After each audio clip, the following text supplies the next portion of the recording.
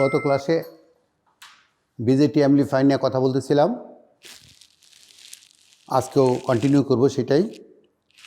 শুরুতে গত ক্লাসে যা আলোচনা করেছিলাম সেখানে একটু হালকা ব্রিফিং দিয়ে তারপর আমরা কন্টিনিউ করব। গত ক্লাসে আমরা এই বিজেটি অ্যাম্পলিফায়ার কীভাবে কাজ করে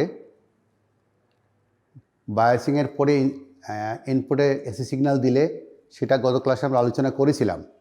তবে আজকে আমরা এই অ্যাম্পলিফায়ারের কিছু প্রপার্টিস বা গুণাবলী সেগুলি নিয়ে আলোচনা করব। তার আগে যা গত ক্লাসে আলোচনায় আমি 5 মিনিটে এটা একটু ব্রিফ করে যাচ্ছি, তাতে তোমাদের জন্য সুবিধা হবে। আমরা দেখেছিলাম কি, প্রথম বলছিলাম কি যে শুধু এসিকে যদি বাদ দেই, বাঁ পাশে এবং ডান পাশে এসি বাদ দিলে যেটা থাকবে সেটা হলো শুধু এটা হলো সার্কিটটা বায়াসিং করা আছে। আমরা বিজেটি এনপিএন ট্রানজিস্টর ব্যবহার করেছি এবং যখনই আমরা ইনপুট দিচ্ছি, ইনপুট দেওয়ার আমাদের উদ্দেশ্য কী ছিল? উদ্দেশ্য বলছে যে ইনপুটে আমরা যেটা উইক বা স্মল ভোল্টেজ সিগন্যাল অ্যাপ্লাই করব এবং আউটপুটে আসে অ্যাম্পলিফাইড এবং যেটা মানে ভোল্টেজের মান বেশি হবে সেরকম একটা সিগন্যাল পাবো।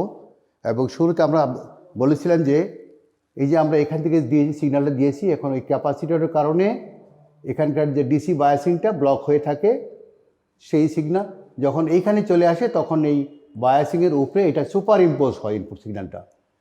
এই ভোল্টেজ সিগন্যালটা পাওয়ার পরে বেস কারেন্ট বেড়ে যায় এবং সাথে সাথে এই কালেক্টর কারেন্টও বেড়ে যায়, সেটা আমরা এখানে দেখিয়েছি। তারপরে দেখি কি, এইখানে আমরা দেখি যে এই যে ভোল্টেজ সিগন্যালটা এটা কিন্তু উল্টা হয়ে গেছে, কারণ এখানে যখন কারেন্ট বেড়ে যায় এই কালেক্টরে আমরা দেখি কালেক্টরের ভোল্টেজটা কমে যায়, কিন্তু এইখানে যখন আমরা ছিল এখানে এটা এই ডিসি ভোল্টেজ যা ছিল ডিসি ভোল্টেজ সুপার ইম্পোজ ছিল। এই পাশে আউটপুটে যখন চলে আসে তখন আর এই ডিসিটা থাকে না, এখানে পুরোপুরি এসি। এটা পরবর্তী আরেকটা ডায়াগ্রাম আছে, সেখানে আমরা আরও ক্লিয়ার করব। তো এটা আলোচনা করেছিলাম এবং সাথে সাথে আমরা বলছিলাম যে এটার একটা মডেল, এইগুলো এই লোড লাইনের উপরে এটা কীভাবে দেখানো, লোড লাইনে কীভাবে হয়, যেখানে বেস সিগন্যালটা আমরা দেখাচ্ছিলাম যে বেস কারেন্টের সাথে সাথে এখানে দেখছি আমরা বেস কারেন্ট যেহেতু বাড়তেছে সাথে সাথে কালেক্টর কারেন্টও বাড়ে। আর এটা কিউ পয়েন্ট ছিল, কিউ পয়েন্টকে কেন্দ্র করে আমরা ইনপুটটা দেওয়ার সাথে সাথে কিউ পয়েন্টে ছিল বেস কারেন্টটা এরকম, তার সাথে সাথে যেহেতু এসি সিগন্যাল এটা এই সুপার ইম্পোজ হয়ে প্রথমে বাড়ছে তারপরে কমছে, সাথে সাথে কালেক্টর কারেন্টও বাড়া এবং কমছে অ্যাকর্ডিংলি। এবং আগের সার্কিট যেটা সেটা হলো এখানে লোড লাইনে আমরা কালেক্টর ইমিটার ভোল্টেজটাও সেই একই প্যাটার্ন, এটা রিভার্স হয়ে গেল। এটা আমরা বিষয়টা দেখলাম এরকম যে লাস্টে এই কমেন্ট এখানে বলা আছে, না ওই আগের ইয়েতে ছিল কমেন্টটা,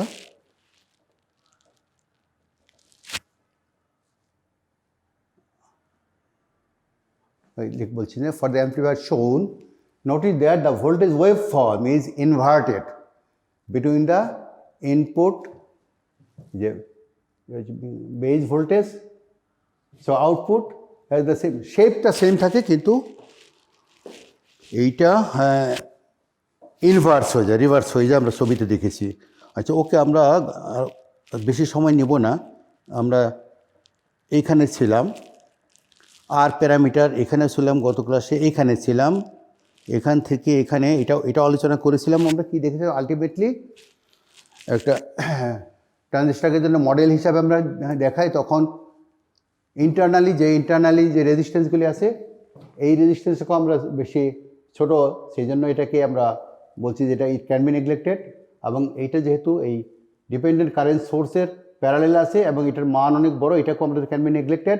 হাওয়েভার এই যে এমিটার রেজিস্ট্যান্স যেটা আছে সেটাকে কনসিডার করা হয়, সেটা এখানে ইন্টারনালি শো করা হয়েছে যে আর ই prime.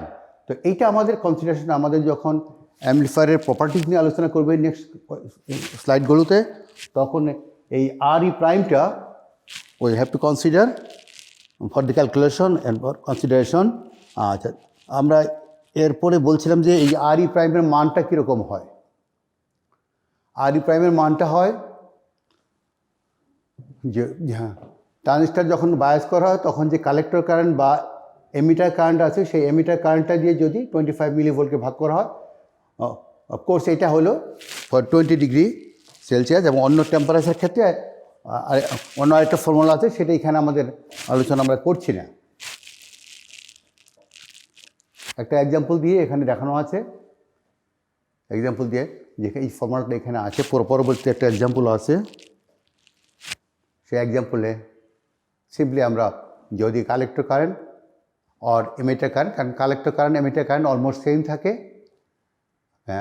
Nearly equal to, so আমরা এই ফর্মুলা থেকে দেখতেছি যে ইজিলি বের করা যায় ওই ইন্টারনাল যে রেজিস্ট্যান্সের মানটা কত বের করা যায়। তো যে আমরা যে অ্যাম্পলিফায়ার নিয়ে আলোচনা করছিলাম সেটা ইনফ্যাক্ট সেটা ছিল কমন এমিটার অ্যাম্পলিফায়ার। সেই একই সার্কিটটা এখানে আবার রিপিট করা হয়েছে, কারণ হলো আমরা এরপরে বলবো অ্যাম্পলিফায়ারে কত রকমের হয় configuration, common emitter, common collector এবং কমন বেস অ্যাম্পলিফায়ার, 3 ধরনের কনফিগারেশন হতে পারে। সেই জন্য আগে আমরা, এবং কমন এমিটার অ্যাম্পলিফায়ারটা খুব বেশি ব্যবহৃত হয়, সেই জন্য এটা নিয়েই আলোচনা করছিলাম। আর এখানে এই ছবিগুলো আগের ছবিগুলো আরও ক্লিয়ার হয়ে আসছে, এবং এখানে along with DC voltage. DC ভোল্টেজটা কেন, ডিসি ভোল্টেজটা দেখানো আছে যে যখন আমরা বায়াস করি তখন প্রতি পয়েন্টে কী পরিমাণ ডিসি ভোল্টেজ থাকে সেটাও এখানে শো করা আছে, তাতে বুঝতে সুবিধা হবে। আমরা দেখেছি যদি এখানে একটা 12 ভোল্ট ডিসি সোর্স ব্যবহার করা হয়েছিল, এবং এই ধরনের বায়াসিংয়ের ক্ষেত্রে এই পরিষ্কার এখানে লেখা আছে এখানে 2.13 ভোল্ট ডিসি ভোল্ট আছে, এবং তার সঙ্গে এখানে পেতে হলে 0.7 ভোল্ট অ্যাড করতে হবে। আমরা ভালো করে জানি যে এটা যখন ফরওয়ার্ড বায়াস হয় তখন এই অ্যামিটার বেজে 0.7 ভোল্ট থাকতে হবে, তাহলে এটা প্রপারলি অপারেট করবে।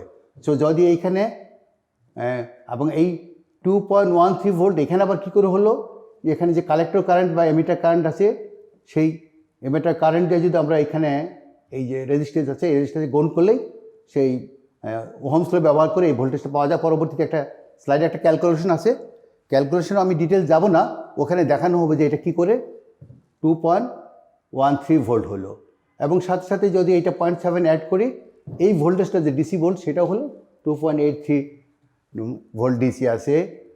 এবং এই কালেক্টরে আমরা দেখব যে এখানের যে ভোল্টেজটা আসবে সেই ভোল্টেজটা মাইনাস করার পরে এখানে যে ভোল্টেজটা থাকবে সেটা 8.2 ভোল্ট, এবং তার থেকে যদি আমরা এমিটার ভোল্টেজ মাইনাস করি তখন অ্যারাউন্ড, আমি বলেছিলাম তোমাদেরকে আগের কোনো ক্লাসে যে এই কালেক্টর এমিটার ভোল্টেজটা এমন হওয়া চাই যখন কিউ পয়েন্ট বা ডিসি বায়াসিংয়ের ক্ষেত্রে অলমোস্ট যেন সাপ্লাই 50% হয়।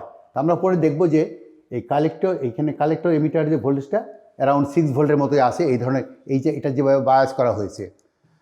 আর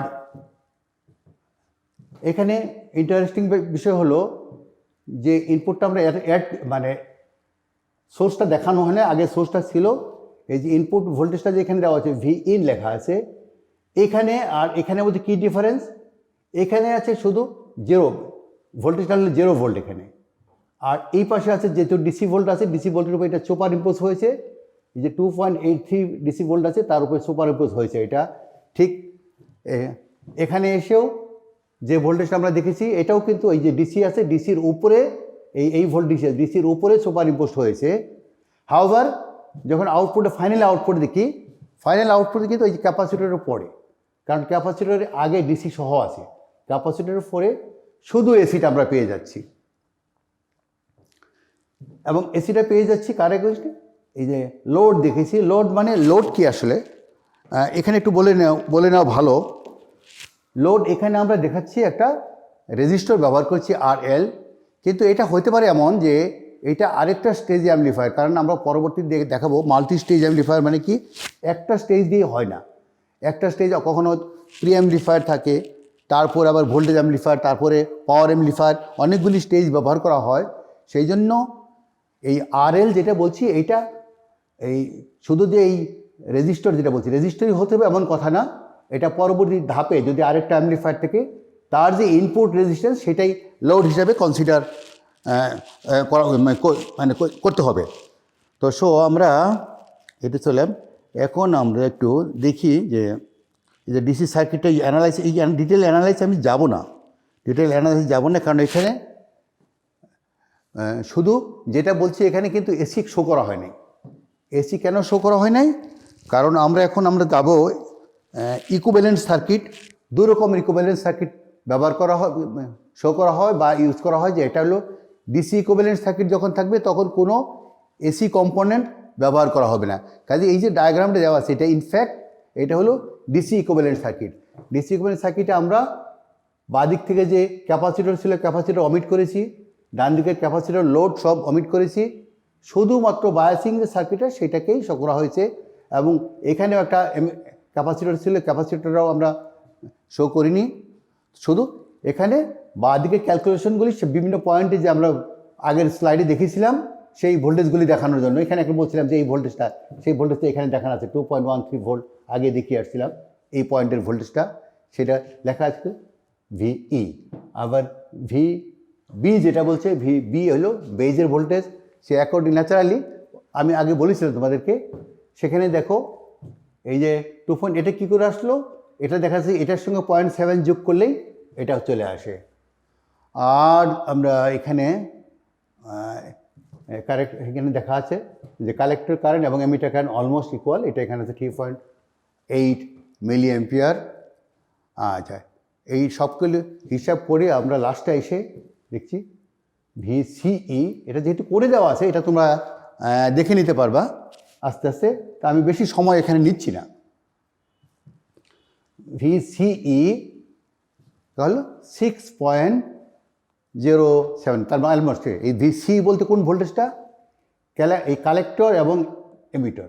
কালেক্টর এমিটার আছে, কালেক্টর এমিটারের যে ভোল্টেজটা আমরা যে এইভাবে দেখি আগের সাইডে যেটা দেখিয়েছিলাম, আমি হয়তো তোমাদের যদি মনে না থাকে সেক্ষেত্রে আমি আবার ব্যাক করে যাচ্ছি। এই যে দেখিয়েছিলাম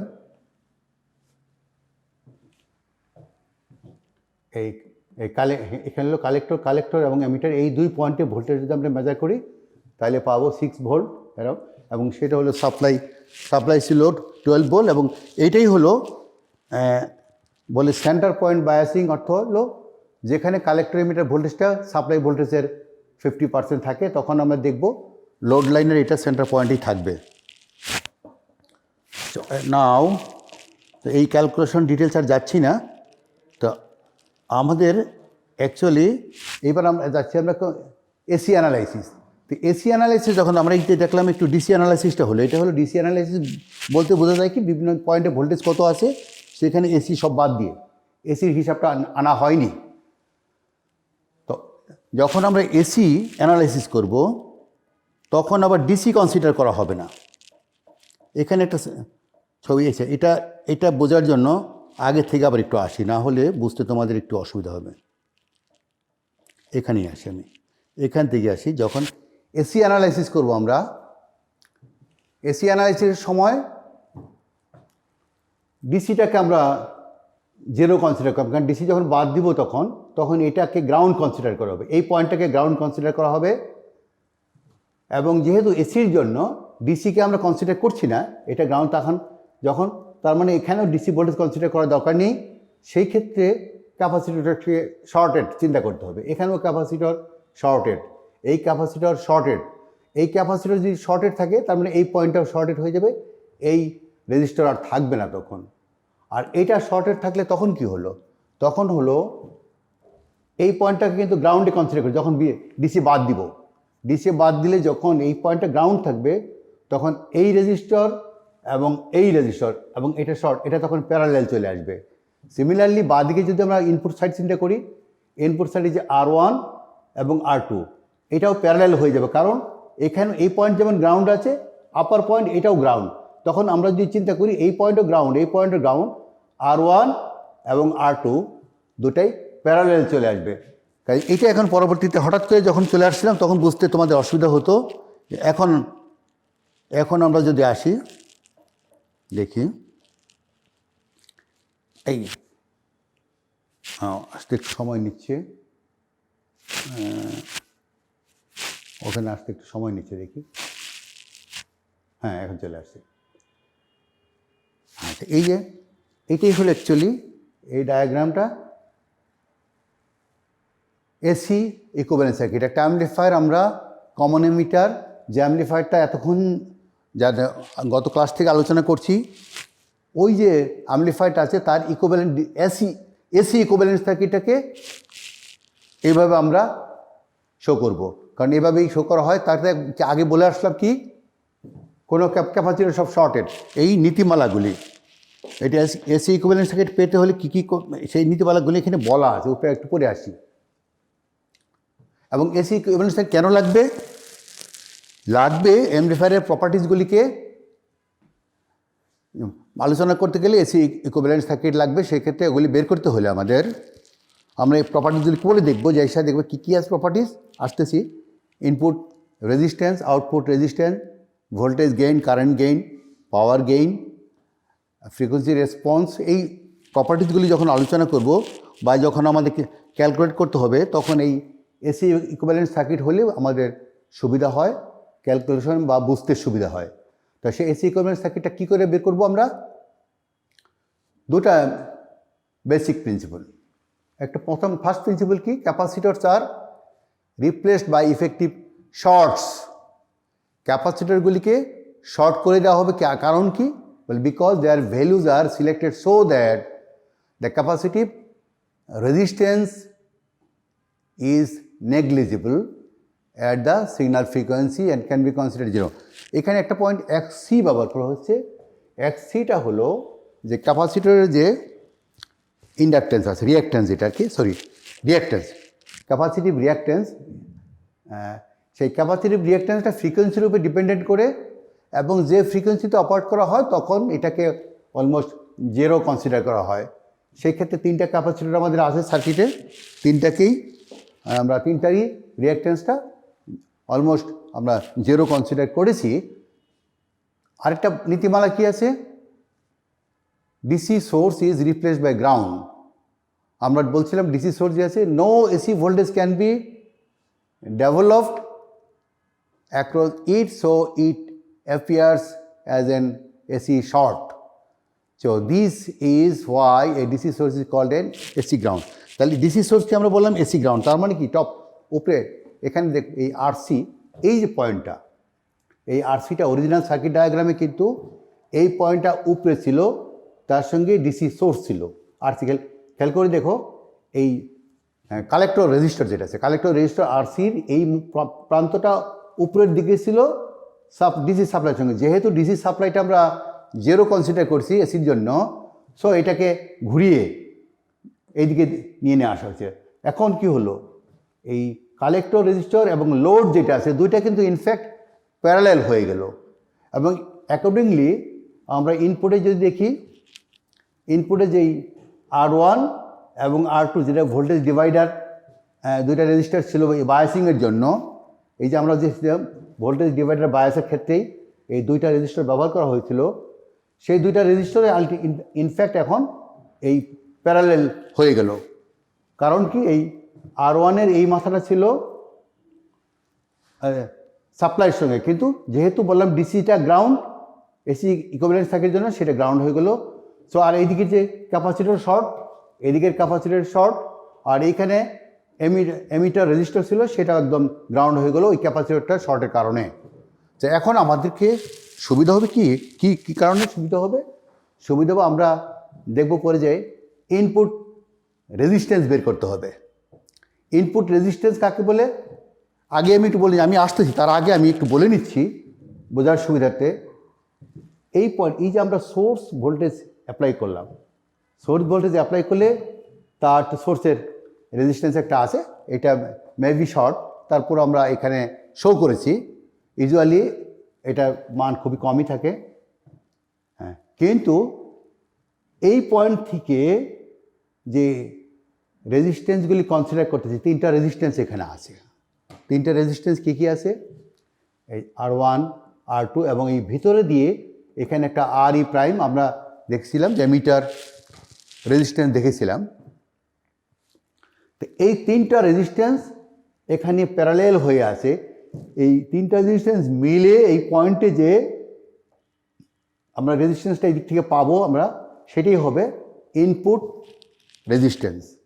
সো এই ইনপুট রেজিস্ট্যান্স তখন এই সোর্স যেটা ব্যবহার করা, এই সোর্স ভোল্টেজটা এখানে এবং এখানে ডিভাইড হয়ে যায়।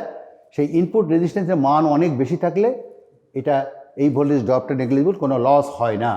ঠিক আউটপুটে আমরা দেখেছি, আউটপুটে এই পয়েন্ট থেকে যদি কোনো আমরা রেজিস্ট্যান্স এখানে মনে করি, এখানে আউটপুট পয়েন্ট আছে, এখান থেকে যদি চিন্তা করি বাইরে থেকে আমরা ওদিকে ভোল্টেজটা মেজার করি, এখানে আউটপুট ভোল্টেজ একই পাবো গ্রাউন্ড থেকে ভোল্টেজ।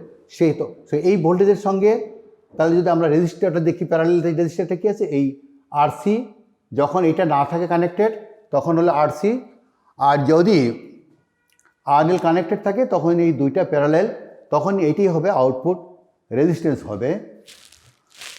তো দেখি আমরা পরবর্তীতে, হ্যাঁ আমরা এই যে চলে আসছি অ্যাম্পলিফায়ারের প্রপার্টিজ নিয়ে আলোচনা করব। তার আগে অ্যাম্পলিফায়ারের কনফিগারেশন কীরকম হতে পারে, বিজেটি অ্যাম্পলিফায়ার কনফিগারেশনস অ্যান্ড প্রপার্টি, এই দুটাই আজকের আমাদের ডিসকাশনের মেইন পয়েন্ট, এই দুটা পয়েন্টস। তো সেক্ষেত্রে আমরা কনফিগারেশন তো আলোচনা, যে অ্যাম্পলিফায়ার এতক্ষণ আমরা গত ক্লাস থেকে আমরা আলোচনা করছি সবই হলো common emitter amplifier. Common collector এবং কমন বেস এটা কি সেটা আমরা পরে একটু দেখব। আগে আমরা এই অ্যাম্পলিফায়ারের প্রপার্টিসগুলি নিয়ে আলোচনা করে নিই। আর কমন এমিটার কেন বলা হয়, এমিটার গ্রাউন্ডেড ছিল, তাহলে আগে থেকে আবার একটু দেখে আসি, এটা কমন এমিটার পরবর্তী বুঝতে সুবিধা হবে।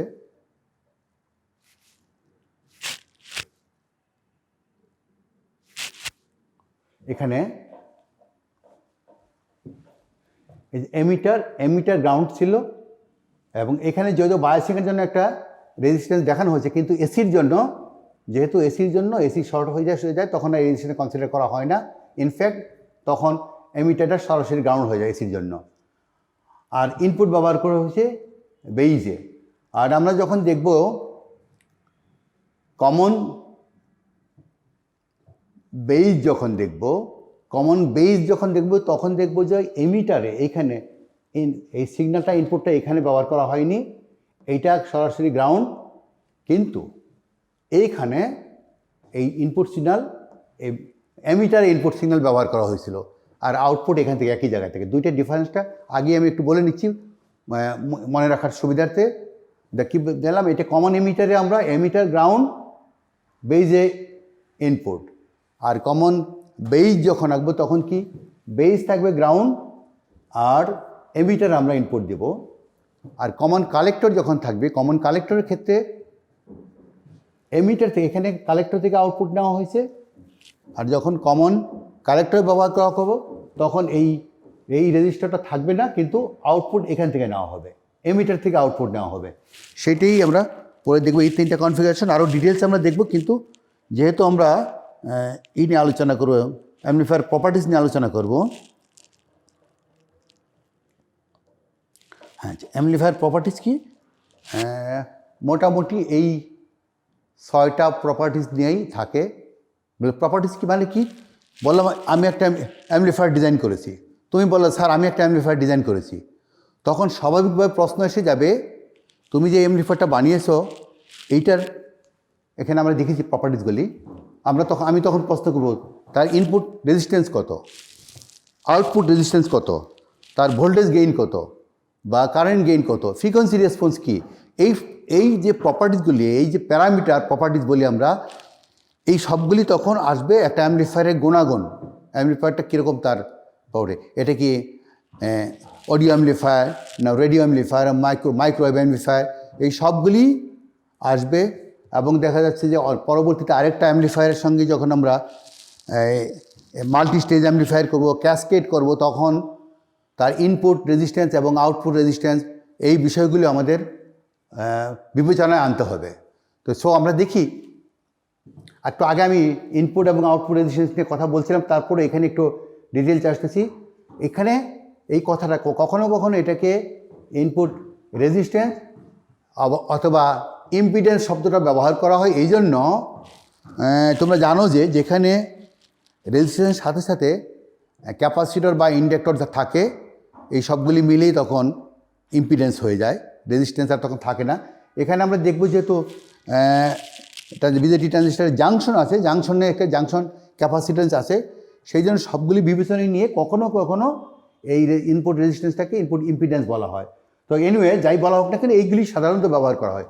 কী আর আই অথবা R in, Z i Z in, এবং আউটপুট রেজিস্ট্যান্স বা ইম্পিডেন্স একই, সেক্ষেত্রে ব্যবহার করা হয় আর ও অথবা আর আউট অথবা জেড জেড জেড যে abbreviation Z for impedance, Z o Z out.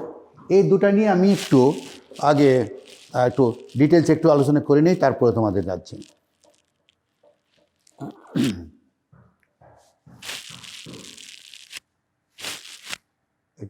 আচ্ছা, এখন এখানে যে একটা বক্স 4 কোণা ব্লক ডায়াগ্রাম দেখানো আছে, এটা কি? এটা অ্যাকচুয়ালি অ্যাম্পলিফায়ারটাকে, ভিতরটা অ্যাম্পলিফায়ার, ভিতরটাকে পুরোটাকে অ্যাম্পলিফায়ার। এখন যখন অ্যাম্পলিফায়ারের ইনপুটে আমরা যখনই ভোল্টেজ অ্যাপ্লাই করি, অ্যাপ্লাই করলে কী হয়? এখানে কারেন্ট ফ্লো হবে ন্যাচারালি। সেই কারেন্ট ফ্লো যখন হবে, ভোল্টেজ অ্যাপ্লাই করলাম, কারেন্ট ফ্লো হলো, তাহলে কারেন্ট যে ফ্লো হয়, current flow through a some form of resistance or impedance. তো ইন্টারনালি এখানে এটা শো করা হয় নাই। এটা অনেক সময় এভাবে ইকুইভ্যালেন্ট সার্কিট ড্র করার ক্ষেত্রে এভাবে অনেক সময় কোনো কোনো ডায়াগ্রামে এভাবে শো করা হয়, সেটা আমি দেখাচ্ছি তোমাদেরকে। যে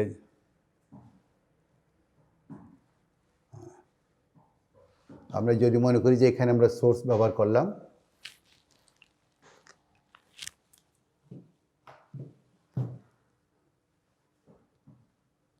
এখানে ভোল্টেজ সোর্স যদি ভিএস আছে, ওখানে আমরা ভিএক্স ব্যবহার করি। এক্স এক্স এটা প্রবলেম নাই, এক্স কারণ হলো বলা হচ্ছে এক্স হলো, এটা হলো ইনপুটও হইতে পারে আউটপুটও হইতে পারে, কাজে এক্সটাকে সেই জন্য ব্যবহার করা হয়েছে।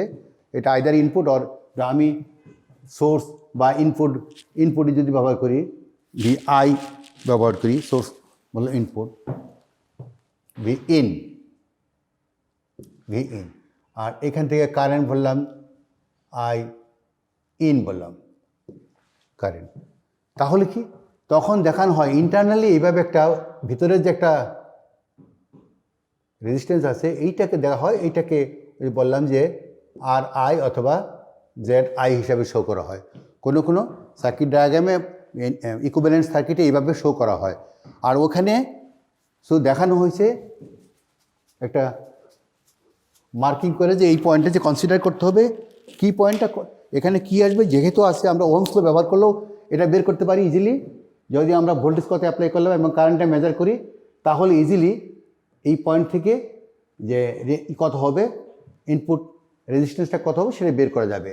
ঠিক আউটপুটের ক্ষেত্রেও একই, আউটপুট যদি ভোল্টেজ এবং আউটপুট থেকে যে কারেন্ট এটা হিসাব করলে এটা বের করা যায়। এবং সেটার ফর্মুলা চাইলে ইজিলি এই ফর্মুলা দেওয়া আছে, impedance equal to VX divided by IX. এটা আরেকটু ডিটেল যদি আমরা আগের যে সার্কিটগুলি আছে, আগের সার্কিটকে যদি আমরা সরাসরি কনসিডার করি, তাহলে এখানে আমরা দেখব যে আগে যে ধরনের সার্কিট আমরা আলোচনা করলাম, এখানে এই ভ্যালুগুলি একজ্যাক্টলি সেম না, কিন্তু আমরা যদি জেনারেল চিন্তা ভাবনা করি,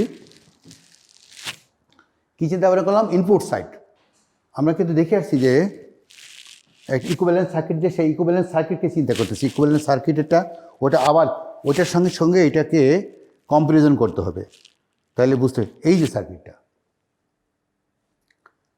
এই ইকুইভ্যালেন্ট সার্কিট, এটা ওখানেও কী ছিল, ইনপুটে R1 R2 এই দুইটা রেজিস্ট্যান্স আছে, আউটপুটে RC এবং RL। হ্যাঁ, সেটাই এইটার সঙ্গে কম্পেয়ার করলে ওইটা আমরা অ্যানালাইজ করছি বা আলোচনা করছি, দেখি কী আছে। তা বলছি আমরা যে জেড ইন, এইভাবে দেখা যাচ্ছে জেড ইন বা ইনপুট ইম্পিডেন্সটাকে এখান থেকে চিন্তা করতে হবে। এখান থেকে চিন্তা করলাম বলে এখানে কি এই পয়েন্ট থেকে তাহলে কি আছে, কি আছে এই পয়েন্ট থেকে প্যারালাল কি আছে, R1 প্যারালাল আছে R1 R2 এবং ইন্টারনাল এই যে আর ইটা আমরা ওখানে দেখেছি, আর ইটা অ্যাকচুয়ালি ভিতরের যেটা আছে, ভিতরটা এই জায়গায় বাইরে শো করা হচ্ছে, একই কথা, ইন্টারনাল যে রেজিস্ট্যান্সটা সেটা, আর এটা তো শর্ট করে দেওয়া আছে, এটা যেহেতু এখানে ক্যাপাসিটর শর্ট করা হয়েছে, তাহলে আমাদের এইটা এটা এটা এই তিনটাকে বিবেচনায় নিয়ে ইনপুট রেজিস্ট্যান্স বের করতে হবে।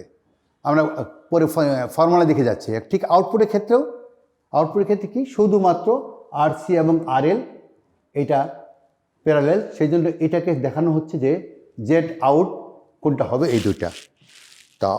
তাহলে ইনপুট এবং আউটপুট রেজিস্ট্যান্স নিয়ে কি মানে ধারণাটা আমরা আলোচনা করলাম। আর প্রপার্টিজের ক্ষেত্রে আর কি আছে, এবার 3 নম্বর থার্ড পয়েন্ট কি আছে, ভোল্টেজ গেইন, কারেন্ট গেইন। তাহলে গেইন কাকে হবে? গেইন তো আমরা আগে তো গেইন যে হচ্ছে সেটা বোঝা গেছে, কারণ হলো ইনপুটে আমরা দেখাচ্ছিলাম ওই আগের অ্যাম্পলিফায়ারের ছবিতে, ইনপুটে যখন আমরা স্মল সিগন্যাল বা উইক সিগন্যাল দিয়েছিলাম, আউটপুটে আমরা কত এনলার্জড বা বড় সিগন্যাল দেখেছি, তাতে বোঝা গেল গেইন। তবে গেইনের একটা কি গেইন যে হচ্ছে, মানে এটা যে অ্যাম্পলিফাইড হচ্ছে তা তো বোঝা গেল, কিন্তু তার একটা মানে মানে ক্যালকুলেটিভ বা মানে কোয়ান্টিটেটিভ হিসাব, কোয়ালিটেটিভ নয়। কোয়ালিটেটিভ তো বুঝে পেলাম, কোয়ালিটেটিভ মানে বোঝা গেল যে না বড় হচ্ছে, কিন্তু কোয়ান্টিটেটিভ তার যে মান যদি বের করতে হয় তখন ফর্মুলা লাগবে এবং কি কি বিষয় কনসিডার করতে হবে সেইটা আমরা দেখি।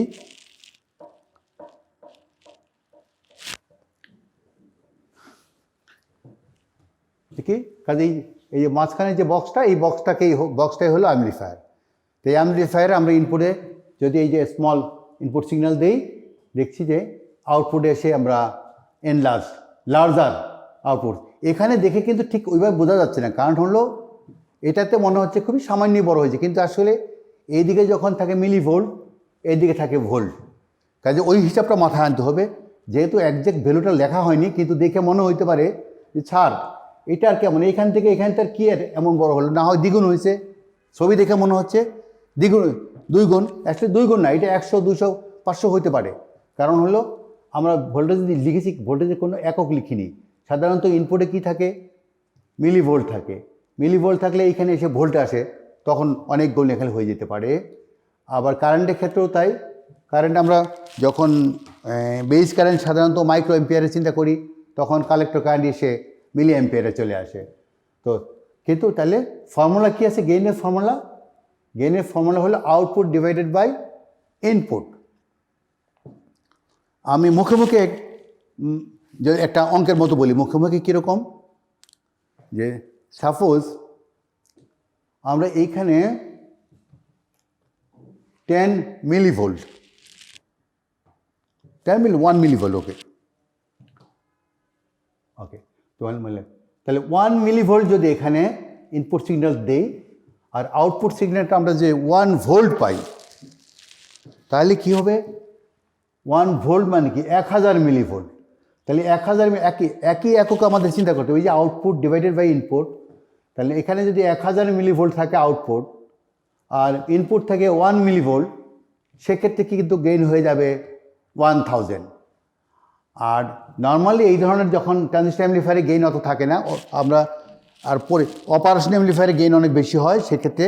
কিন্তু নর্মাল যেটা, সেখানে যদি আমরা বলি এখানে 10 মিলিভোল্ট থাকে আর এখানে 1 ভোল্ট থাকে, 1 ভোল্ট মিনস, মুখে মুখে আমি অঙ্ক করছি তোমাদেরকে, সেক্ষেত্রে হবে 1 ভোল্ট ডিভাইডেড বাই 10 মিলিভোল্ট। তাহলে এটা গেইনটা 100 আনতো, ভোল্টেজ গেইন, তখন এটা ভোল্টেজ গেইন 100 হয়ে যাবে।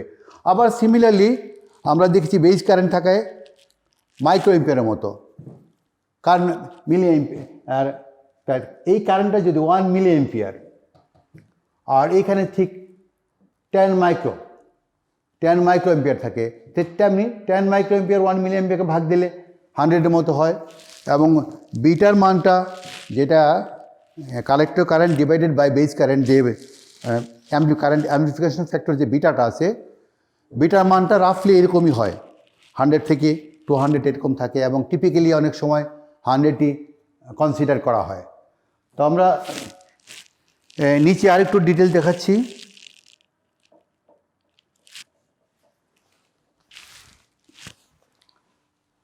আচ্ছা, নিচে যে এখানে দেখাচ্ছি, এখানে কি হলো,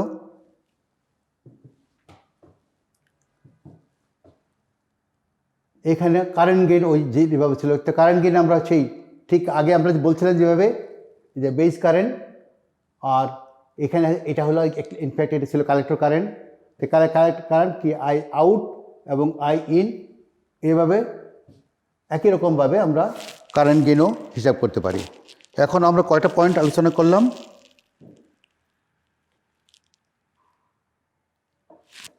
অ্যাম্পলিফায়ার প্রপার্টিজের ক্ষেত্রে ইনপুট রেজিস্ট্যান্স, আউটপুট রেজিস্ট্যান্স হয়েছে আলোচনা, ভোল্টেজ গেইন, কারেন্ট গেইন। আর পাওয়ার গেইন কি হবে? পাওয়ার গেইন সিম্পল, আমরা যখন ভোল্টেজ গেইন পেয়ে গেলাম, সাপোজ আগে যে আলোচনা মুখে মুখে যে অঙ্ক করলাম, ভোল্টেজ গেইন ছিল 100 এবং কারেন্ট গেইন ছিল 100। কোনো অ্যাম্পলিফায়ারের যদি ভোল্টেজ গেইন 100 এবং কারেন্ট গেইন 100 হয়, তো দুইটা গুণ করলে পাওয়ার গেইন হলো এপি। এ দ্বারা আমরা দেখেছি বই কি এ কে গেইন হিসেবে ব্যবহার করা হয়, V for voltage gain, I for current gain and P for power gain. সেই ক্ষেত্রে দুটাকে গুণ করলে তাহলে 100 এবং 100 মাল্টিপ্লাই করলে মানে টিপিক্যাল যেটা মুখোমুখি যে আলোচনা করেছিলাম সেই পরিপ্রেক্ষিতে সেটা হবে 100 × 100, তাহলে কত হবে? 100 × 100 কত হবে? 10,000 হবে এটার পাওয়ার গেইন। অবশ্য পাওয়ার গেইনের আরেকটা সরাসরি ডেসিবেল গেইন আছে, সেটা আরও পরে দেখাবো, একটা ফর্মুলা আছে সেখানে গেইনটাকে ডেসিবেলে প্রকাশ করা হয়। তো এবার আসি আমরা ফ্রিকোয়েন্সি রেসপন্স আর ব্যান্ডউইথ। এটা খুবই পপুলারলি ব্যবহার করা হয়। অ্যাম্পলিফায়ার ফ্রিকোয়েন্সি রেসপন্স কত? এটা কি অডিও অ্যাম্পলিফায়ার, এটা কি রেডিও অ্যাম্পলিফায়ার অথবা মাইক্রোওয়েভ অ্যাম্পলিফায়ার? সেটার ক্ষেত্রে যে ইনপুট যে সিগন্যালটা ব্যবহার করা হয় তার ফ্রিকোয়েন্সিকে কনসিডার করা হয়। ইনপুটে আবার আমরা চলে আসি, যখনই কোনো এসি আসে, এই যে এসি এখানে বলতে পারি এসি সিগন্যাল, সে আগের মতো এই যে সোর্স লিখেছি এসি সিগন্যাল। তো এসি সিগন্যাল যখন চিন্তা করা হয় তখন অবশ্যই তার ফ্রিকোয়েন্সি কত সাথে সাথে চলে যায়। অফকোর্স আমরা ভোল্টেজের মান কত ব্যবহার করছি সেটা আসে, সেটা বলছিলাম এটা মিলিভোল্ট বা 1 মিলিভোল্ট বা 10 মিলিভোল্ট এটা হতে পারে, কিন্তু ফ্রিকোয়েন্সি কত এটা আসবে। তো নর্মালি আমরা যখন কথা বলি বা অডিও ফ্রিকোয়েন্সি যেটা আমরা কানে শুনি, মুখে কথা বলি, তা আমাদের যে কথা বলি অডিও ফ্রিকোয়েন্সি রেঞ্জ কত তোমরা জানো? সাধারণত বলা হয় 20 কিলোহার্টজ পর্যন্ত, কিন্তু আমাদের কথা সেটা 20 কিলোহার্টজ অত যায় না। আমাদের কথা থাকে এভারেজই 1 কিলোহার্টজ পর্যন্ত থাকে, মোটামুটি অ্যাভারেজ থাকে। আর এখানে 50, 60 বা 100 হার্টজ থেকে শুরু হয়। তো এটা হলো অডিও ফ্রিকোয়েন্সি অ্যাম্পলিফায়ার।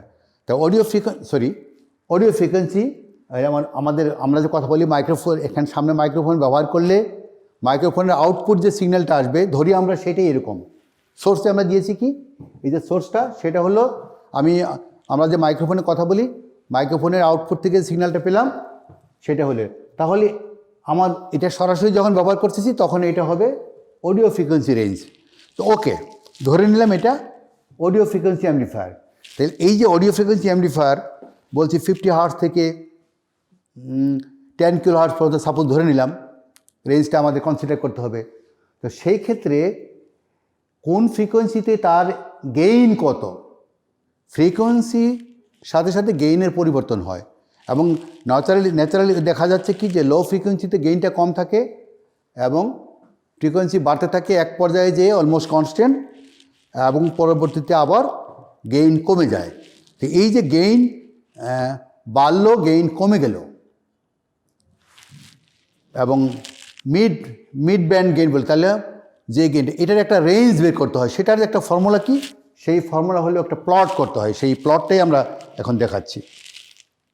প্লটটা প্লট করে বের করা হয়।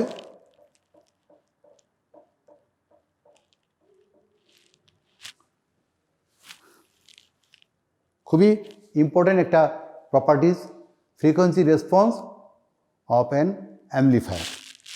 তাহলে এটা কি আমরা দেখব, এই যে কার্ভটা বা গ্রাফটা দেখতেছি, এইটা একটু আরও ডিটেলস ভালো করে বুঝতে হবে। এটা না বুঝলে অ্যাম্পলিফায়ার সম্পর্কে অনেক কিছুই জানা থাকবে না, অনেক কিছুই অজানা থেকে যাবে।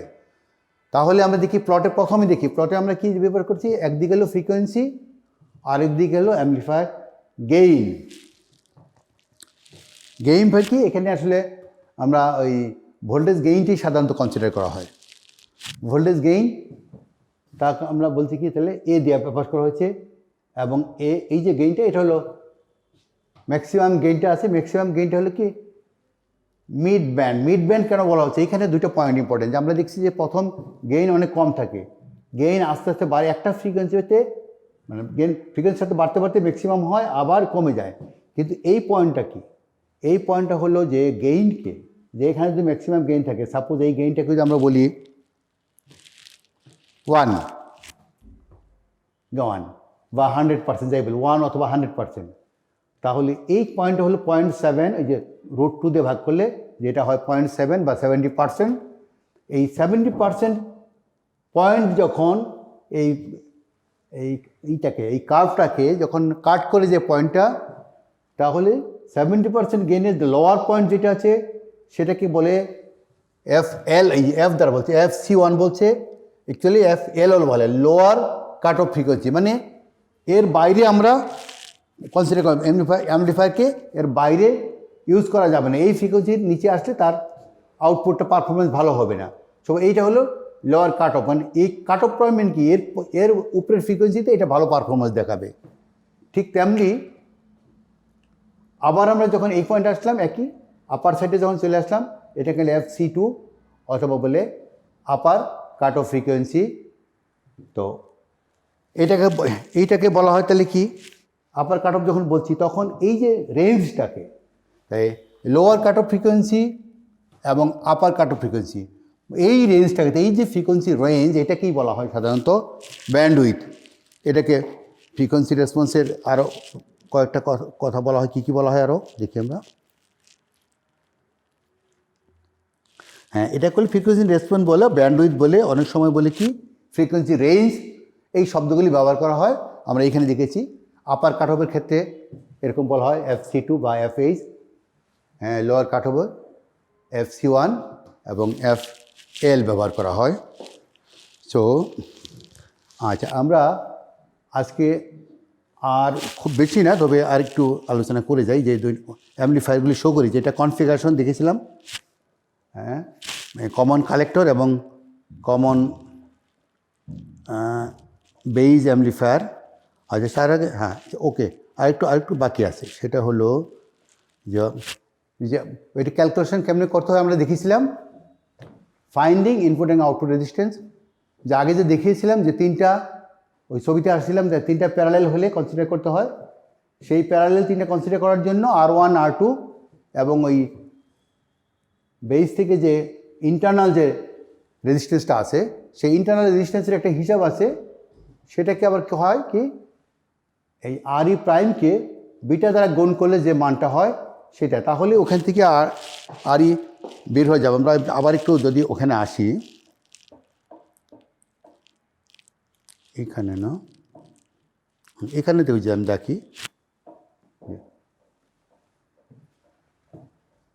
এটা যেহেতু শর্টেড হয়ে গেছে, এটার কনসিডার করা হয় না। এটা না থাকলে তখন এটাও কনসিডার আনতে হয়, তো সেটা এখন আর আনতেছি না আমরা। এই যে ইন্টারনাল যে RE আছে, REকে বিটা দিয়ে গুণ করলে এইটা এই তিনটাকে প্যারালেল করলে যে মানটা আসবে সেটাই ফর্মুলা এখানে চলে আসছে। এই ফর্মুলাটা আমি দেখে গেলাম, আর ভিতরে এক্সাম্পল দেওয়া আছে, এক্সাম্পলটা তোমরা দেখে করে নিবা। এক্সাম্পল এখানে ডিটেলস আছে। তো এটা হলো RIN এর জন্য। আবার ঠিক তেমনি RIN মানে ইনপুট রেজিস্ট্যান্স।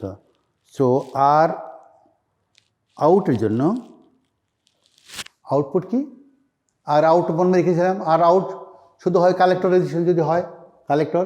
আর যখন লোড RLকে কনসিডার করা হয়, তখন এই RC এবং RL প্যারালেল চলে আসে, তখন যে মানটা, এটা স্মল c, তখন যে সেটা সেই রেজিস্ট্যান্সটা চলে আসবে আউটপুট রেজিস্ট্যান্স। কী কোনটা দেখি, যদি আমরা দুইটাকে আবার এইখানে ডায়াগ্রামে আসি, এখানে যখন লোড না থাকবে তখন এই পয়েন্ট থেকে শুধু এটাই হবে আউটপুট রেজিস্ট্যান্স, আর যখন লোড থাকবে এই দুইটা প্যারালাল হলে যা হয় সেটাই হবে আউটপুট রেজিস্ট্যান্স। এবার ভোল্টেজ গেইনের ফর্মুলা সবগুলি, হ্যাঁ, কীভাবে ফাইন্ডিং ভোল্টেজ গেইন। তো ভোল্টেজ গেইন কী করে আমরা, পাবো ভোল্টেজ গেইনের ফর্মুলাটা দেখি। ভোল্টেজ গেইনের formula V out divide by V in. আর ভি আউট বলতে কী বোঝায়? কালেক্টর ভোল্টেজে, কালেক্টরে যে ভোল্টেজটা পাচ্ছি আমরা কিন্তু এই সবগুলি এসি কনসিডার, ডিসি কিন্তু কনসিডার করছি না। সবসময় এই ভোল্টেজটা যখনই বলতেছি গেইন ক্যালকুলেট করতেছি সবই এসির ক্ষেত্রে। সো কালেক্টরে যে এসি ভোল্টেজ পাবো এবং বেইজে যে এসি ভোল্টেজটা আছে, এবং কালেক্টরের এসি ভোল্টেজটা কী অ্যাকচুয়ালি কালেক্টর রেজিস্ট্যান্সের সঙ্গে যার কালেক্টর কারেন্ট, এটা আইই ব্যবহার করা হয়েছে। আইই এবং আইসি অলমোস্ট সেম, সেই জন্য এখানে আইই ব্যবহার করা হয়েছে। কারণ হলো ওই নিচেরটাও বেইজে আছে, যে বেজ ভোল্টেজ কী হবে আইই ওই কারেন্ট প্লাস যেখানে এই স্মল রেজিস্ট্যান্সে। এইটা একটু আমার মনে হয় আবার একটু দেখানো দরকার আছে, নাহলে বুঝতে অসুবিধা হবে। এই ভোল্টেজটা কী দেখালো বেজ ভোল্টেজ, এইখানে আমরা দেখাচ্ছি।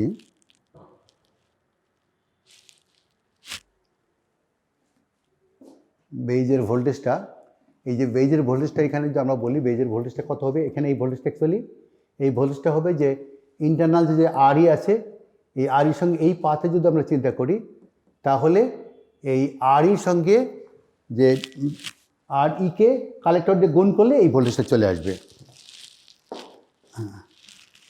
আরইর সঙ্গে ওই বললাম আরইর সঙ্গে এই এমিটার কারেন্ট কালেক্টর, এখানে এক্ষেত্রে বারবার বলছি যে অলমোস্ট সেম। আমরা বলছি যে উপরে হলো কালেক্টর কারেন্ট, নিচে এমিটার কারেন্ট, কিন্তু বেস কারেন্ট যেহেতু খুবই ছোট সেই জন্য এমিটার কারেন্ট এবং কালেক্টর কারেন্টকে অলমোস্ট সেম কনসিডার করা হয়। এই ফর্মুলা এখানে সেটাই ব্যবহার করা হয়েছে। এটা শুড নট বি কনফিউজড, এটা তোমরা কনফিউশন আসবে না যে স্যার ভিসি লেখার সময় তো আমরা তো আইসি লেখার কথা, কিন্তু আইই কেন লিখলাম? আইই লিখলাম এই জন্য এইখানে যে আইই এবং আইই, যেহেতু এটা যদি আইসি লিখি যদিও এটা কেটে যাবে, কেটে গেলে তারপরে আলটিমেটলি হলো আইই এবং আইই যখন দুটোই কেটে যায় তার মানে RC by simply RC by এই আরই প্রাইম, এটাই হলো ভোল্টেজ গেইন চলে আয়। এখন যদি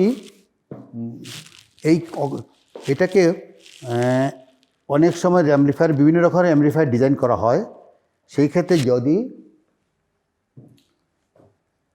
এই রেজিস্টারটা যদি বাইপাস না করে এখানে ক্যাপাসিটর যদি ব্যবহার না করা হয় তখন ভোল্টেজ গেইনের ক্ষেত্রে এই রেজিস্টারটাও বিবেচনায় আনা হয় মানে বিবেচনায় আনতে হবে, তখন এটা প্লাস হয়ে যাবে।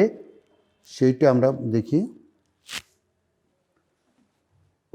মূলত পপুলারলি ব্যবহার করা হয় ওই আরইকে ক্যাপাসিটর দিয়ে বাইপাস করা হয়, তখন আর এইটা কনসিডার আসবে না। কিন্তু যদি এটা বাইপাস না হয় তখন এই আরই প্রাইমের সাথে এই এমিটার রেজিস্টারটা যোগ হবে। তার মানে আলটিমেটলি কি, খুব সিম্পল হিসাব, যে কালেক্টর যে রেজিস্টার আছে কালেক্টর রেজিস্টারকে আরই প্রাইম দিয়ে ভাগ করলেই ভোল্টেজ গেইনটা পাওয়া যাবে। তো আমরা ভোল্টেজ গেইনটা পেয়ে গেলাম। তারপর আসি কারেন্ট গেইন ফাইন্ডিং। আচ্ছা, ভোল্টেজ গেইনে এখানে এক্সাম্পল আছে, এক্সাম্পল এগুলি সব তোমরা প্র্যাকটিস করবা। আচ্ছা, আমরা হ্যাঁ এবার আসি আমি একটু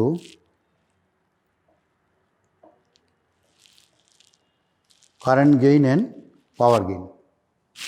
finding current gain and power gain. Current gain power জন্য আমরা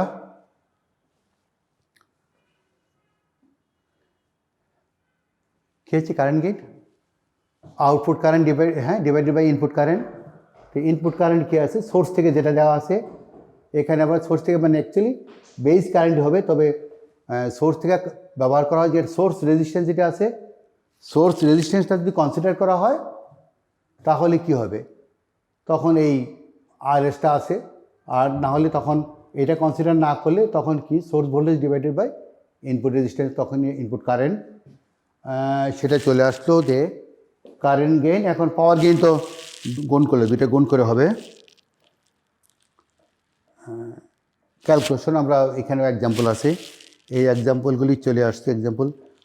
আর আচ্ছা, এবার একটু অ্যাম্পলিফায়ার কনফিগারেশনের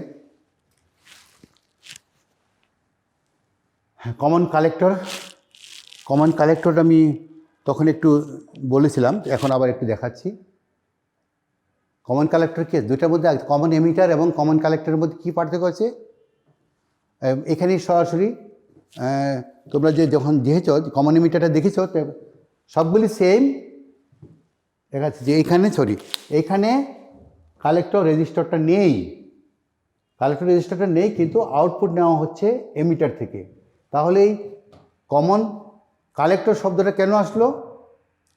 কমন কালেক্টরটা শব্দটা এই জন্য আসলো যে এইখানে তো আউটপুট দিচ্ছি, তখন এই ইমিটার পয়েন্টটা তো গ্রাউন্ডে নেই, এখন এমিটার পয়েন্ট গ্রাউন্ড, এখান থেকে আউটপুট নিয়েছি আর ইনপুট দিয়েছি, বেস থেকে ইনপুট দিয়েছি। তাহলে এটাকে কেন গ্রাউন্ড করে মনে হলো? যেহেতু আমরা এসি ইকুইভ্যালেন্ট সার্কিট বলছি যে এই পয়েন্টটা গ্রাউন্ড আর এখানে কোনো রেজিস্টার নেই, এই পয়েন্টটা গ্রাউন্ড, এখানে কোনো রেজিস্টার নেই, সো এটা গ্রাউন্ড হয়েছে। তাহলে কালেক্টরটা সরাসরি গ্রাউন্ড হয়ে গেল এখন। দ্যাটস ওয়াই এটাকে আমরা বলি কমন কালেক্টর। এটার আরেকটা নামও আছে, এমিটার ফলোয়ার বলা হয় অনেক সময়, যেহেতু এমিটার থেকে আউটপুট নেওয়া হচ্ছে। সো কমন কালেক্টর অ্যাম্পলিফায়ার যেটা, এটাকে কখনো কখনো এমিটার ফলোয়ার বলা হয়। তো আমরা এটার জন্য প্রত্যেকটা অ্যাম্পলিফায়ারের জন্যই input resistance, output resistance, voltage gain, current gain, frequency response সবই থাকবে। তো ফর্মুলা একটু চেঞ্জ হয়ে যাবে কমন কালেক্টরের জন্য। আর ডিটেলসে আমরা যাচ্ছি না, এটার সঙ্গে যেহেতু কমন এমিটার নিয়ে আলোচনা করেছি, কমন কালেক্টরের জন্য ডিটেলস এখানে ক্যালকুলেশন দেওয়া আছে। কমন কালেক্টরের ভোল্টেজ গেইন কত হবে, কারেন্ট গেইন কত হবে এখানে আছে, তোমরা এটা দেখে নিও। আর আমি এখন শুধু কমন বেসটা একটু দেখাবো। কমন কালেক্টরের এক্সাম্পল অনেক কিছু আছে, কমন এগুলি সব যদি করে দেওয়া আছে। আমরা কমন বেইজের আচ্ছা কমন বেইজ অ্যাম্পলিফায়ারটা আসি। কমন বেইজ অ্যাম্পলিফায়ারে ছবি দেখি, ছবিতে আর দেখা যাচ্ছে। তাহলে কমন বেইজ কী করে হলো? এটা কিন্তু ডায়াগ্রাম বায়াসিং কিন্তু same as common emitter. Common এমিটারের জন্য যা ব্যবহার করা হয়েছে, এই R1, R2, RC, RE সবই অলমোস্ট সেম, কিন্তু ডিফারেন্সটা কোথায়? আউটপুটও কালেক্টরে নেওয়া হচ্ছে। ডিফারেন্সটা হলো এইখানে কমন এমিটার আমরা দেখেছি এই RE-টাকে ক্যাপাসিটর দিয়ে বাইপাস করা হয়েছিল, আর যেহেতু এমিটারে এখন ইনপুট দেওয়া হবে, এইটার ক্যাপাসিটর দিয়ে ইনপুট তো ক্যাপাসিটর হয়েই দিতে হয়, কিন্তু দেখা যাচ্ছে এই ক্যাপাসিটর, এখানকার ক্যাপাসিটর অন্য মাথা যেটা আছে সেটা গ্রাউন্ড না। আবার বেইজে ক্যাপাসিটর আগেটাও ছিল, কিন্তু ওইটা গ্রাউন্ড হয়ে গেছে। এখন যেহেতু ইনপুটটা দেওয়া হলো এমিটার ইনপুট দেওয়া হলো, কালেক্টর থেকে আউটপুট নেওয়া হলো, কিন্তু গ্রাউন্ড কোনটা? গ্রাউন্ড হলো এই যে বেইজ। এই ক্যাপাসিটর থাকলেও এসির জন্য এটা শর্ট, সো এটা গ্রাউন্ড। সো ক্যাপাসিটি যত বেইজ যেহেতু গ্রাউন্ড চলে আসছে, তখন বেইজ কমন পয়েন্ট মানে গ্রাউন্ড। তাহলে এটাকে বলে কমন বেইজ অ্যাম্পলিফায়ার। সো এইগুলির অ্যাম্পলিফায়ার নিয়ে আলোচনা মোটামুটি আমাদের যা হয়েছে এইটার আলোচনা এখানে আছে। আমি শুধু আর একটা দুইটা স্লাইড দেখে নিচ্ছি এটা জানার জন্য। মাল্টি স্টেজ অ্যাম্পলিফায়ার কাকে বলবে? মাল্টি স্টেজ অ্যাম্পলিফায়ার হলো, একটু আগে বলছিলাম যে একটা অ্যাম্পলিফায়ারের গেইন হয়তো আমার গেইন লাগবে, অনেক বেশি গেইন লাগবে। ইনপুট সিগন্যালকে আমাকে কয়েক ধাপে অ্যাম্পলিফাই করতে হয়। একটা অ্যাম্পলিফায়ারের গেইন হয়তো ভোল্টেজ গেইন ধরলাম এটা 100, এর বেশি না, 100। তো সেই ক্ষেত্রে আমার যদি আরও বেশি গেইন লাগে, আমার 10,000 বলছিলাম, 10,000 গেইন পেতে হলে বলছিলাম কি এই 100 আর একটা 100 দুইটা স্টেজ হয়, তাহলে আমরা ওই গেইন দুইটা মাল্টিপ্লাই হলে গেইন পেয়ে যাব। সেক্ষেত্রে আমরা দেখি মাল্টি স্টেজে অনেকগুলি অ্যাম্পলিফায়ার যদি থাকে, তার গেইন কী করে হবে? সবগুলি গুণন হবে, মাল্টিপ্লিকেশন হবে। Voltage gain AV1, AV2, AV3, এরকম AVN যদি 5টা 10টা থাকে, এই সিম্পল ফর্মুলা আমরা ব্যবহার করতে পারি। এখানে শুধু আমরা কমন একটা অ্যাম্পলিফায়ারের সিম্বলটা এরকম, কমন অ্যাম্পলিফায়ারের সিম্বলটা এইভাবে ব্যবহার করা সাধারণত। এই অ্যাম্পলিফায়ার সবাই ইন জেনারেল অ্যাম্পলিফায়ারকে এইভাবে ব্যবহার করে। যখন অপারেশন অ্যাম্পলিফায়ার তোমরা পড়বে তখন দেখবে যে এরকম সিম্বল ব্যবহার করা হয়। কখনো ইনপুট দুইটা দেখানো হয়, আমরাও দেখালাম যে এরকম অ্যাম্পলিফায়ার দেখা আছে। অ্যাম্পলিফায়ার ক্ষেত্রে এখানে কখনো আবার ব্যবহার করা হয়। সাপ্লাই দুই দিকে দেওয়া হয়েছে, কারণ কি দেখা যাচ্ছে যে এটা হলো যে পজিটিভ আর এটাকে গ্রাউন্ড, পজিটিভ। আবার অপারেশন হলে ডুয়াল সাপ্লাই ব্যবহার, সেটার আমি যাচ্ছি না। তো ইনপুট একটা দিয়ে দেখা হয়, কখনো কখনো একটা দিলেই বোঝা যায় ইনপুট। অ্যাকচুয়ালি ইনপুট একটা মানে কি, একটা পয়েন্ট এটা, একটা পয়েন্ট গ্রাউন্ড, সেই জন্য দেওয়া হয়। আবার কখনো কখনো এইভাবে দুইটা পয়েন্ট ব্যবহার করা হয়, আউটপুট এখানে চলে আসে। তো এইভাবেও অ্যাম্পলিফায়ারকে প্রকাশ করা হয়। ভিতরে ডায়াগ্রাম ডিটেলসে লাগে না তখন। আমরা যদি এর প্রপার্টি জানি, শুধু এটা গেইন কত, সাপোজ ধরলাম গেইন কত 100, তো ধরলাম যে এই অ্যাম্পলিফায়ারটার গেইন 100। সিমিলারলি তাহলে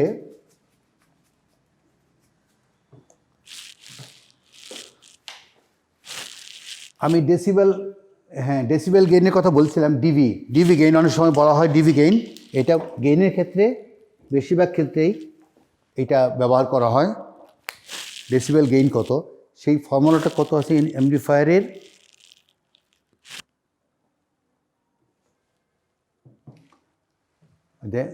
also amplifier voltage gain often expressed in decibel as follow. এইভাবে ডেসিবেল কী করা হয় দেখলাম আমরা কি, শুধু যদি এটা না থাকে এভি থাকলে তখন নর্মাল, ব্র্যাকেটে যদি বি দেখা থাকে তখন ডেসিবেল গেইন শুধু ফর্মুলা হলো 20 লগ।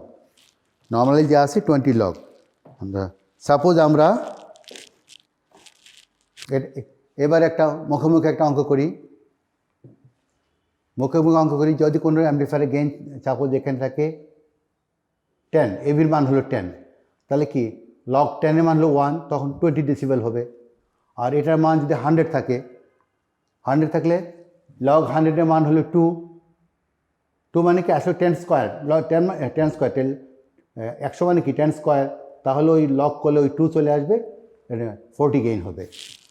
এটাই হলো ডেসিবেল গেইন। এখন নিচে একটা এক্সাম্পল হয়তো দেওয়া আছে কিনা আমি দেখি, একটু একটা এক্সাম্পল আছে আমার মনে হয়।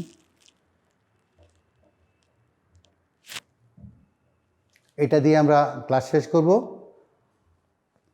এক্সাম্পল আছে এ সার্টেন ক্যাসকেডেড অ্যাম্পলিফায়ার। এই ক্যাসকেডেড শব্দটা সেম, ক্যাসকেড মানে একটার পর একটা লাগানো, মাল্টি স্টেজ একই অর্থ। এই জন্য বলছিলাম এই ক্যাসকেডেড শব্দ এবং মাল্টি স্টেজ শব্দ একই। ক্যাসকেডেড কখনো হয় একটা একটা সঙ্গে কানেকশন দেওয়া হলে ওইটা ক্যাসকেড অ্যাম্পলিফায়ার হয়। A certain cascade amplifier arrangement মানে অনেকগুলো কয়েকটা মিলে has the following voltage gain: AV1 10, AV2 15 and AV3 20। তাহলে কি বোঝা গেল, তিনটা অ্যাম্পলিফায়ার ক্যাসকেডেড। একটার ভোল্টেজ গেইন, প্রথমটার 1 নাম্বার আছে তার হলো 10, 2 নাম্বারের গেইন হলো 15, 3 নাম্বার 20। তা what is the overall voltage gain? Overall কত হবে? Also express each gain in decibel and determine the total voltage gain. এই ধরনের অঙ্ক পরীক্ষা থাকার মতো, এই অঙ্কগুলি তোমরা করে। তবে আমরা নিচে এক্সাম্পলটা শেষ করি, ক্লাস শেষ করছি। কী আছে, কীভাবে আসলো? আলটিমেটলি হলো নর্মাল গেইন হলো গুণ করলে 3000 হয়ে গেল। তাহলে প্রত্যেকটার ডেসিমেল গেইন যদি আলাদা বের করি আমরা, প্রত্যেকটা আলাদা ইন্ডিভিজুয়াল হলো 20, 23, 26। এখন আমরা যদি ডেসিবেল গেইন বের করা যায়, সরাসরি এটারও লগ করতে পারতাম 20 লগ। আবার যখন ডেসিবেল গেইন চলে আসে তখন সবগুলি যোগ করলেই হয়ে যায়। এটা একটা ইন্টারেস্টিং ফর্মুলা। কি ফর্মুলা? প্রত্যেকটা অ্যাম্পলিফায়ারে যদি আমরা ডেসিবেল গেইন জানি, সবগুলি যোগ করলে হয়ে যাবে। আবার যদি টোটাল গেইনকে সরাসরি লগ করি তাহলে হয়ে যাবে। কাজে এখানে আমরা কি ওভারঅল গেইন বের করলাম, সবগুলি ডেসিবেল গেইন যোগ করে 69.5 ডেসিবেল।